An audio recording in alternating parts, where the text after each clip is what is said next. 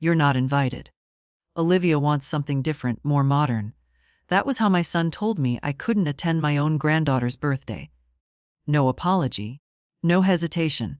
Just the same flat tone he used for errands or bills.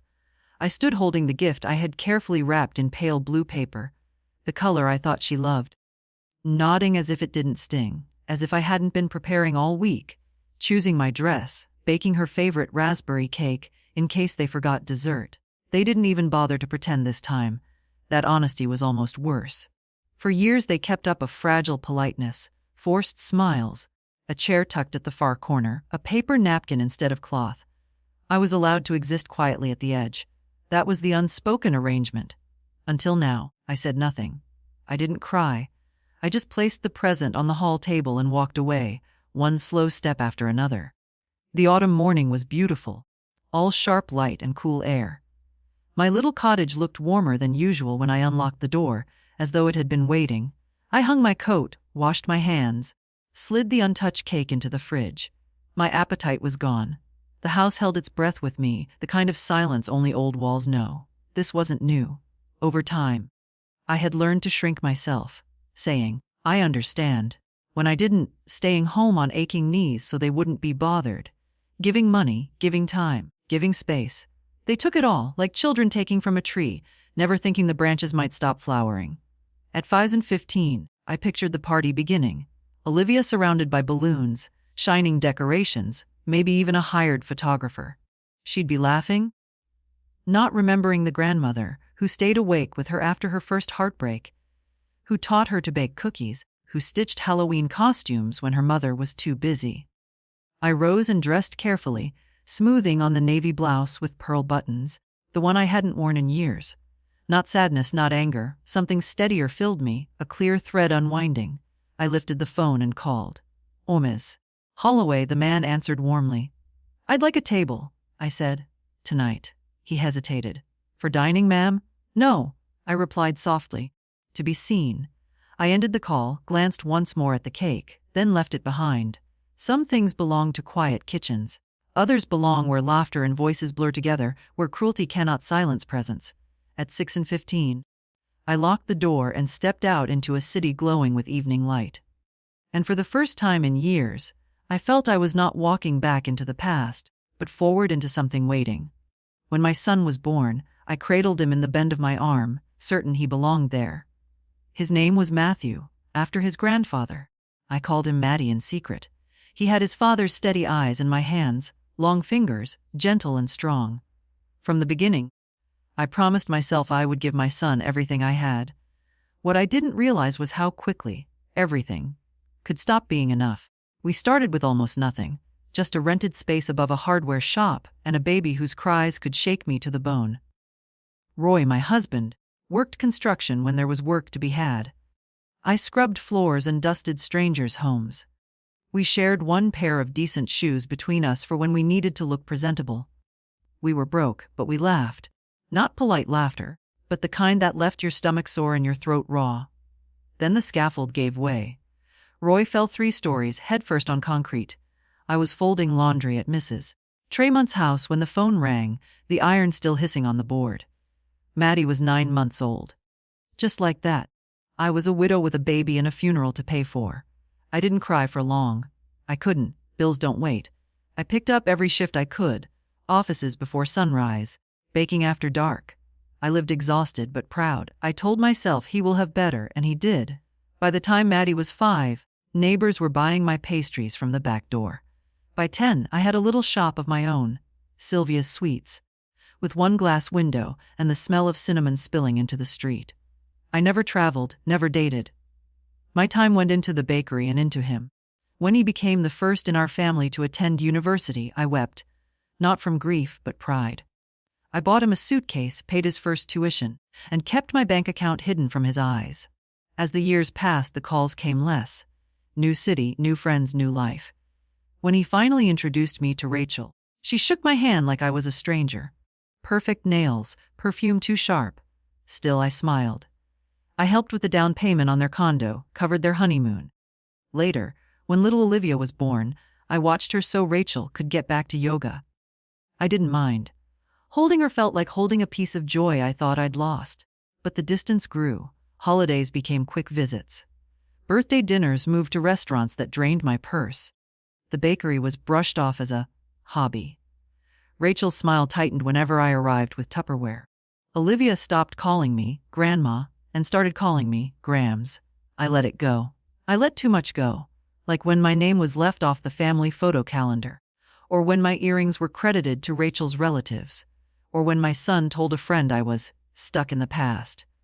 I told myself love comes in different shapes, but love does not erase your name. Love does not leave your chair empty.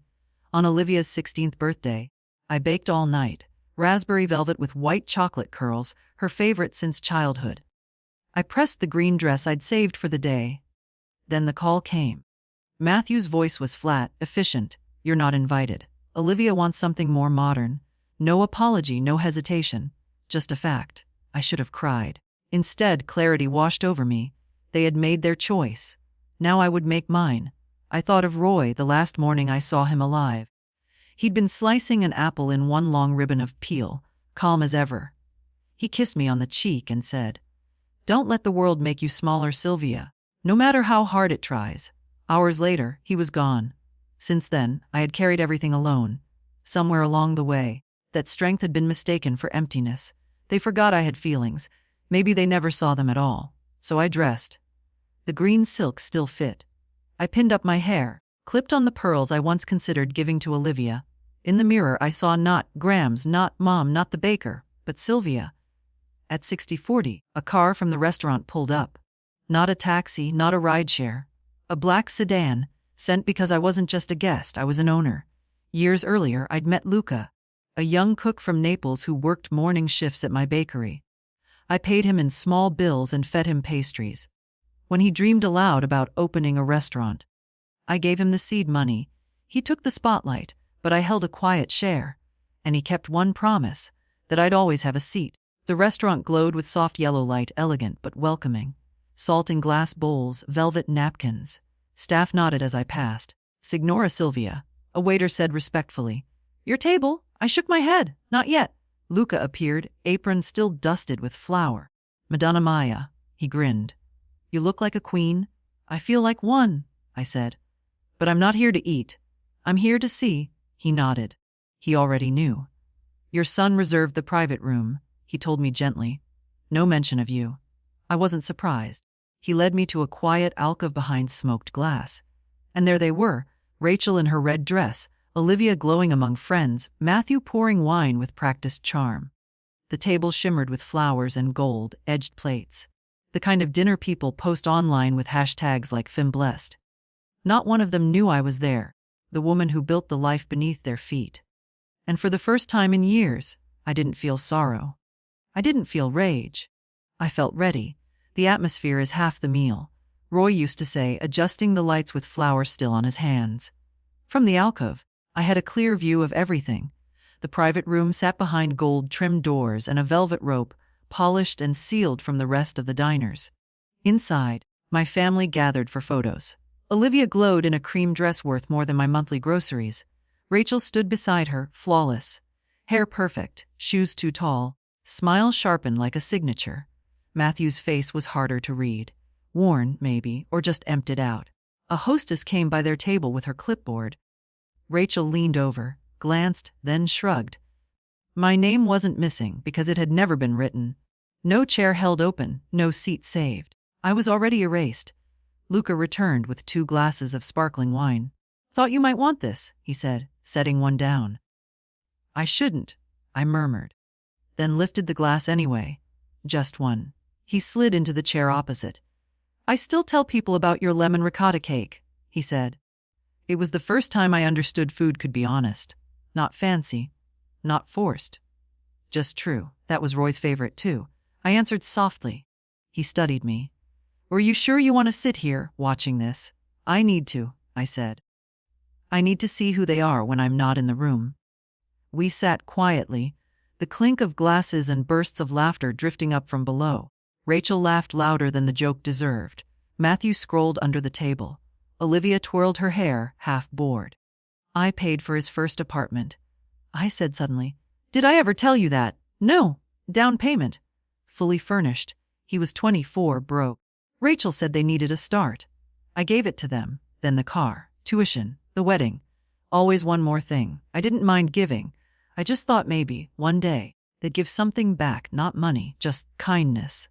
Luca was quiet, then said gently, families forget. No, I said, sharper than intended. They remember exactly what they want to. Forgetting is a choice. Below us, the food arrived. Platters of cured meats, glistening mozzarella, truffle ravioli. Rachel angled her phone high to capture the table, careful not to catch crumbs.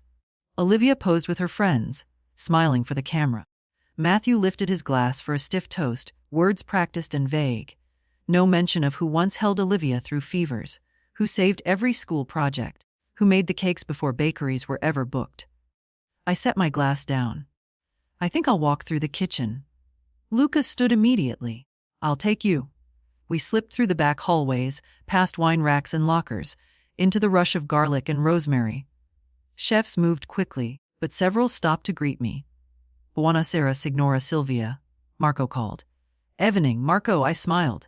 It felt good to be recognized, even if only here. Luca led me to the hallway outside the private room. The carpet was thick, the light soft, laughter leaking through the doors. I'll leave you here, he said gently. Thank you, Luca, I replied. He kissed my cheek, then vanished back to his kitchen. I stood alone, hand resting on the handle. I wasn't going inside. Not yet. I only wanted to feel the weight of the door, to remind myself that I could. Inside, the candles were waiting. 16 tall flames carried in on a cake. Guests clapped, cameras flashed. Rachel tapped her glass for silence, giving her polished toast. Olivia smiled, radiant in the kind of way only 16 can be. Bright, untouched, still unaware of how quickly years can wear you down. She glanced at the door once. Then again. Not guilt exactly, but the searching look of someone who feels something missing. And then her eyes found me. No gasp, no tears. Just a slow blink, like she wasn't sure if I was real or another shadow. Then she looked down, shoulders tightening, smile dimming by degrees. She knew no one else noticed. Rachel whispered in her ear. Matthew laughed too loudly at another father's joke. The room carried on. But Olivia had seen me. That was enough. I turned and walked the other way, my shoes steady against the tile. The office lights glowed soft amber when I entered. Luca looked up. All right? He asked. Yes, I said simply. Behind the curtain, I slipped out of the green silk dress Roy once gave me and into something else I had packed. This night was never about them. It was about me. About remembering who I was before they decided to forget. I chose a navy suit, sharp, tailored, unadorned but commanding. Simple earrings, polished shoes, and hair pinned back so no strand strayed. The reflection staring back at me wasn't soft, wasn't bitter. Just steady. Certain. When I stepped out, Luca's eyes narrowed with a half smile. You look like someone no one should ever misjudge, he said. They already did, I replied. But not anymore. He slid a thin envelope across the counter. What's this? I asked. The bill, he said evenly. Catering, music, flowers. Paid in full. I ran my hand over the bold number. Nearly $10,000. $10,000 for a celebration I wasn't welcome at. And yet here I was. Want me to walk you in? Luca offered. No, I said. This part I do alone. He nodded. They'll remember. That's not why. I answered and turned toward the dining room. Couples laughed over dessert. Glasses clinked. The warmth of ordinary kindness filling the air. An older man rose to help his wife into her coat, steadying her gently. I slowed as I passed. There was still good in the world, and I deserved to stand in it. At the far corner, a table for one waited by the window. A candle burned low beside a folded linen napkin. Luca had saved it for me. From that seat, I could just glimpse the private room through the glass. Enough to see Olivia blowing out candles again for the photographer. Enough to see Rachel tilt her glass for the perfect angle. Enough to see Matthew laugh at something trivial. Not enough for them to notice me, unless they chose to look. And they didn't. A young waitress set a menu in front of me with nervous hands. The short ribs, please, I told her, smiling kindly. And a glass of red, of course, she said, relief softening her eyes. I leaned back, candlelight flickering across the tablecloth. I didn't need to storm in or raise my voice. Dignity has a volume of its own. I was finished standing in doorways. The first to spot me was Olivia. She froze mid-laugh, her eyes catching mine across the distance. I lifted my glass. Not high, not dramatic. Just a small, deliberate toast. She mouthed something, grams, before turning back quickly, trying to hide her unease. Then Rachel noticed. Her smile faltered, posture stiffening as though struck. Matthew caught her signal, followed her gaze, and finally saw me. Shock first. Then guilt. Then the heavy drop of shame. He crossed the restaurant, slow but unsettled, as if every step cost him. He stopped at my table, words stalling on his lips. "Sit," I said quietly. He obeyed. "Mom, what are you doing here?" "Enjoying my dinner." "You weren't on the list," he stammered. "I noticed." He searched for excuses. "We thought you'd be more comfortable at home. You've said these events exhaust you." "Did I say that? Or did you decide it for me?" He tried again. "I didn't mean to exclude me, to lie," I interrupted. My voice was calm, but sharper than glass. Silence stretched between us. Finally I added, "I paid for all of this. Every plate, every flower, every favor bag." His head jerked up. "What?" "Luca took payment last week." "Just one more thing," I gave quietly, like all the others. He slumped back, shame etching lines deeper into his face.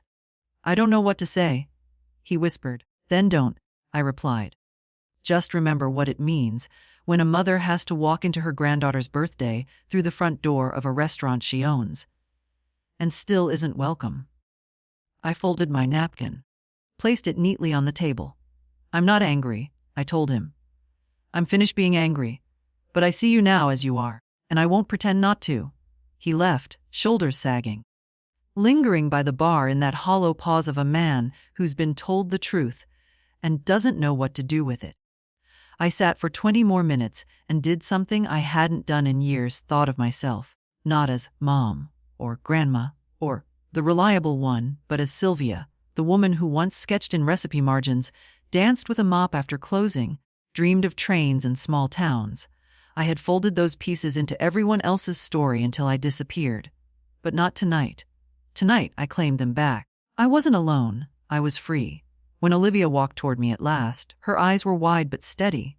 She stopped at my table. "Why didn't you come in?" she asked softly. "I wasn't invited," I said. She looked down. "I didn't know." "I believe you." Her shoulders dropped. "You looked beautiful tonight, Grams." "So did you," I said gently. For a moment, she was the little girl who once clung to my hand on the way to school. The ache in her eyes told me she understood something she couldn't yet name. And I let her. I knew that silence.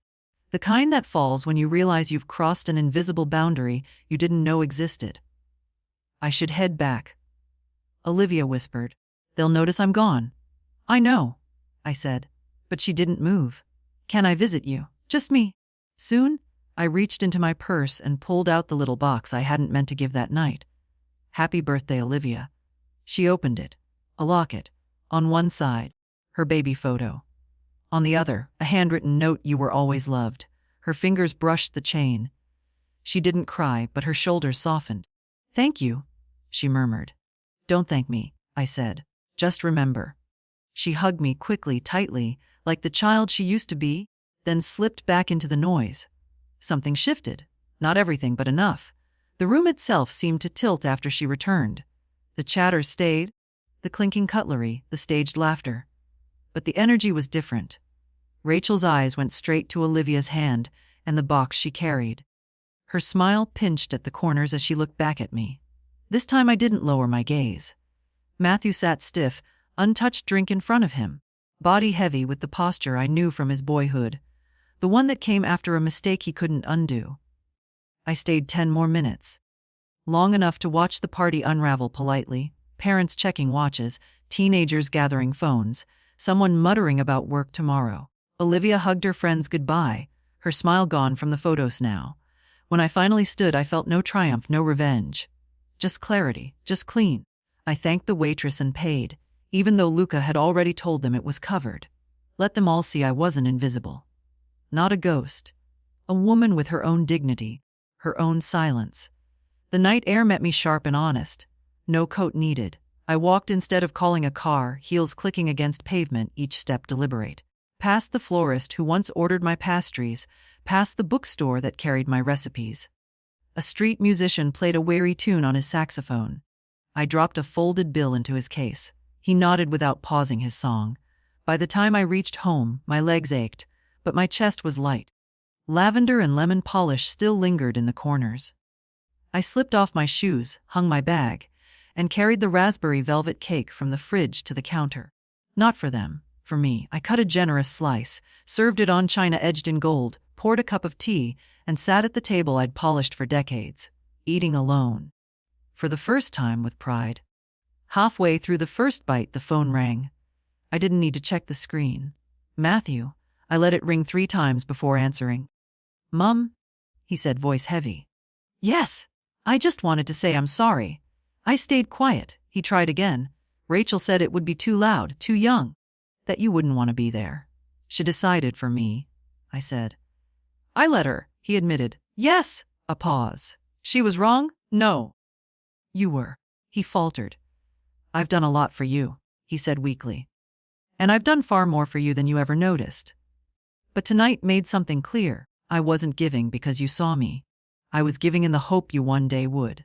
I see you now. Do you? Another pause. I want to? That's a start. But wanting isn't choosing, he exhaled. What happens now? Now, I live my life. You're welcome in it, but not as before. I'm not a wallet. I'm not an afterthought. If you want me in your world, it will be with respect. I understand. I hope so. He lingered. Olivia wants to visit, she told me. She's always welcome, I said.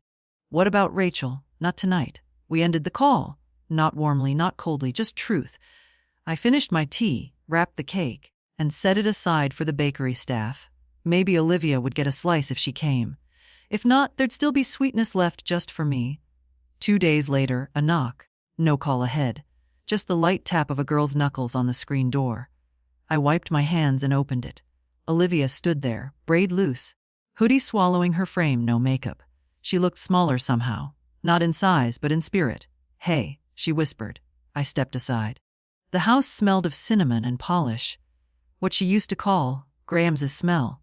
She glanced at old photos, the unfinished knitting, the shelf of cookbooks. It's quieter than I remember, she said. You've been gone, I replied.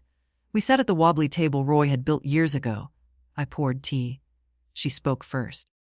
I liked the cake. You didn't eat any. I did. Later. It was in the fridge. I knew it was yours. She tugged the locket from under her sweatshirt. I wore this to school. Someone asked who the baby was. I told them it was me. They asked who wrote the note inside. And what did you say? I said. Someone who meant it. Her voice cracked. She rubbed her hands against her jeans. They always tell me I should be grateful, that I'm lucky. And I am. But they mean it like obedient. I nodded slowly. I know exactly what you mean. She looked up. Being here feels different. You don't want anything from me. We all forget what that feels like sometimes, I said. I miss you? She whispered. Bite at I did. Raw, unpolished truth. Grams, she asked finally. Will you teach me to bake again? The words settled between us like fresh bread, imperfect but alive. Every Saturday, I said. I want that.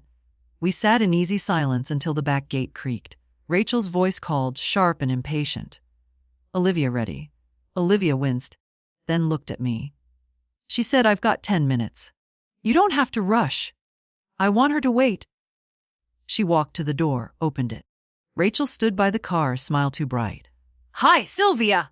Didn't know you were home. I live here, I said evenly. Of course. Her smile tightened. Lovely party, wasn't it? For some, I replied. Rachel froze. Olivia stepped in, cutting the air. I'm coming, just give me a sec. She turned back, slid a folded note onto the table. Don't read it now, but it's real. Then she left. Later I opened it. 2 lines. Thank you for showing me what strength looks like. I want to learn. It wasn't an apology. It was a beginning, and beginnings were more powerful than regret. I know how you've seen me. My house, my clothes, my words. You never said it, but your glances told the truth. The way you shifted my plates around when you visited. The way you corrected Olivia when she called me Grandma instead of Grams. The way you told Matthew I should rest more, when what you meant was fade more. Her hands stilled. I'm not angry anymore, Rachel, I said. But I'm finished. Finished making space for people who only notice me when I'm useful. Finished folding myself smaller so others can stand taller. She nodded, slow and thoughtful. I think I was afraid of you, she admitted. That startled me. Not in a bad way, just, you never apologized for being yourself. I've spent my life apologizing. It was the first true thing she'd said. I never knew how to stand next to women like you, she whispered. Woman with a spine, not a performance. I didn't always have one, I told her. It took me decades to grow it. And when I finally did, you made me feel like it was something shameful. Her eyes dropped to the flowers. I didn't bring these to win you over. I know. I brought them because I don't know how else to start.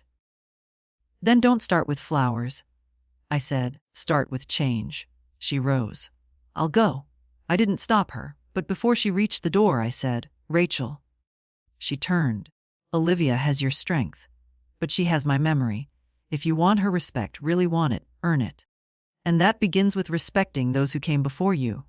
She nodded once, then left, boots still in hand. I never asked her to return it, and I never invited her back.